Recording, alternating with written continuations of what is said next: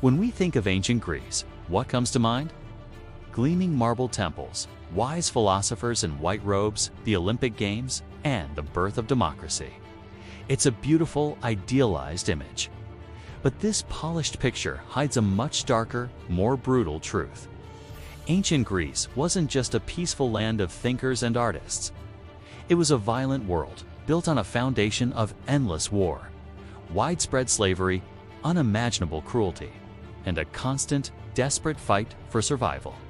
Behind every magnificent statue stood a bloody battlefield. Behind every revolutionary idea stood immense human suffering. This is the brutal history of ancient Greece's story that the history books often leave out. Let's start with a core truth. Ancient Greece was never a single, united country. It was a fractured landscape of hundreds of independent city-states, or poleis, all constantly at war with one another. They fought for land, for resources, for power, and perhaps most of all, for honor. For the ancient Greeks, war wasn't a last resort, it was a normal part of life.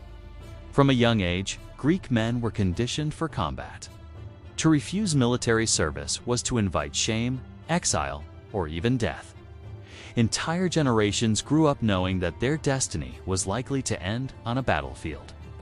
The Greek world was trapped in a relentless cycle of violence, where peace was just a brief pause, but war was the permanent state of affairs.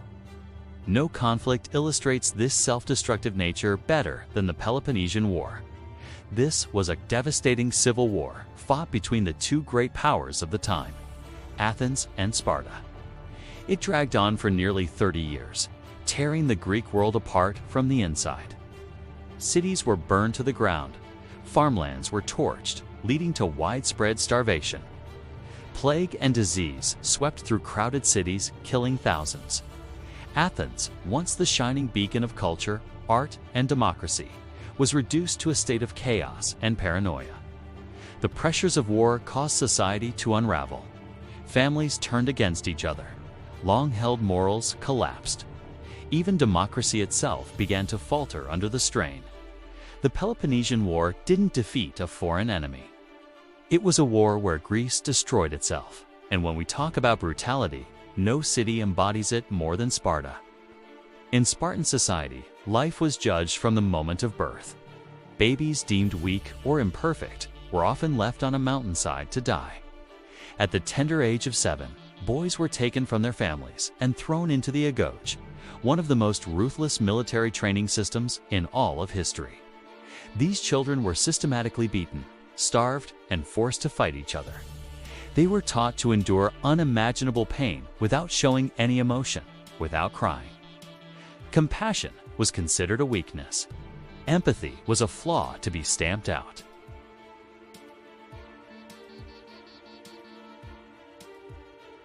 But the glittering achievements of Greek civilization, including Athens' famed democracy and philosophy, rested on a dark and cruel foundation: slavery.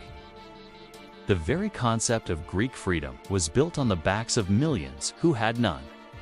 In democratic Athens, the number of slaves actually outnumbered free citizens. They were the engine of the economy, working in homes, on farms, and most brutally, in the silver mines. There, they toiled in horrific conditions, breathing toxic air, and often dying slowly from exhaustion and lead poisoning. In Sparta, the situation was even more terrifying. The enslaved population, known as the Helots, lived in a constant state of state-sanctioned terror. They were ritually beaten and humiliated to crush their spirit. To keep their numbers in check and to instill fear, the Spartans practiced a horrifying ritual where young warriors were sent out to secretly murder Helots as part of their training. Greek freedom and leisure existed only because millions of others were forced to suffer in chains.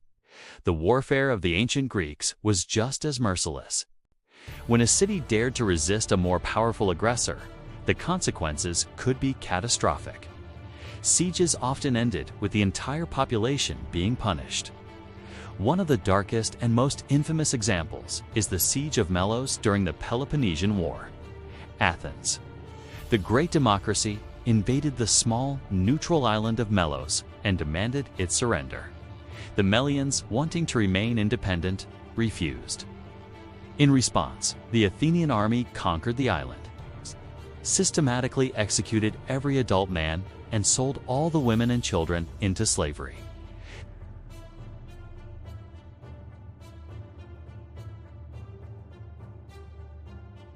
And what about the women of ancient Greece? They were the silent victims of this patriarchal system. In progressive Athens, women were treated like legal minors. They could not vote, own property, or even speak in public assemblies.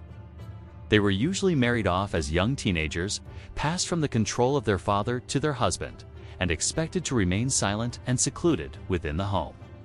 Even in Sparta, where women had more physical freedom and education, their primary value was still tied to their ability to produce strong, healthy male warriors for the state.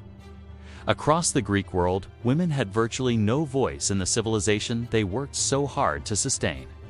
The Greek justice system could also be incredibly harsh and unforgiving. Trials weren't always based on evidence and reason. They were often emotional, political spectacles. The punishments were severe: exile, which meant losing everything; being sold into slavery; or execution. Even the greatest minds weren't safe. The philosopher Socrates, one of the most influential thinkers in human history, was put on trial and sentenced to death. His crime wasn't violence or treason. He was condemned for questioning authority and corrupting the youth with his ideas. He was forced to drink a cup of poison hemlock, a chilling reminder that in ancient Greece, even wisdom could be a fatal offense. So, while ancient Greece gave the world priceless gifts like democracy, philosophy, theater, and art, we must also acknowledge that it gave us mass slavery, systematic cruelty, and unending war. Its greatest achievements were built upon a bedrock of human suffering. Its beauty was forged in blood. Understanding this dark truth doesn't diminish Greece's incredible contributions to history. Instead, it completes the story. It gives us a more honest and complex picture of this fascinating civilization. The reality is, ancient Greece was not a golden age for everyone who lived in it. It was a brutal, unforgiving world where survival often came before morality, and where power ruled over compassion. History remembers the glorious statues and the brilliant thinkers. But we must also remember the suffering of those who stood in their shadows. This is the brutal history of ancient Greece. Thanks for watching.